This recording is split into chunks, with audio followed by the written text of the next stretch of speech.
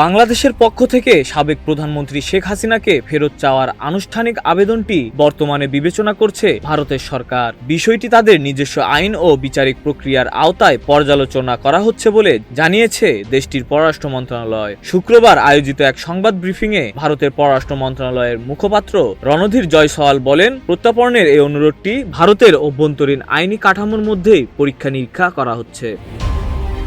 তিনি জানান, এ বিষয়ে সব পক্ষের সঙ্গে গঠনমূলক আলোচনা চালিয়ে যাচ্ছে ভারত এবং পুরো পরিস্থিতির ওপর ঘনিষ্ঠ নজর রাখা হচ্ছে। ভারতের পক্ষ থেকে জানানো হয়, 2025 সালে প্রথমবারের মতো এ ধরনের আবেদন গ্রহণের বিষয়টি স্বীকার করা হয়েছে এবং এরপর থেকে এটি ধাপে ধাপে আইনি ও বিচারিক প্রক্রিয়ার মধ্য দিয়ে অগ্রসর হচ্ছে।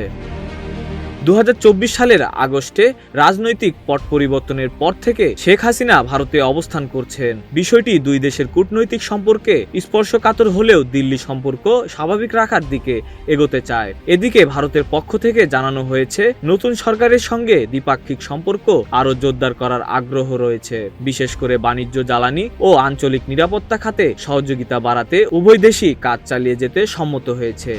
Desk report, news flash 71।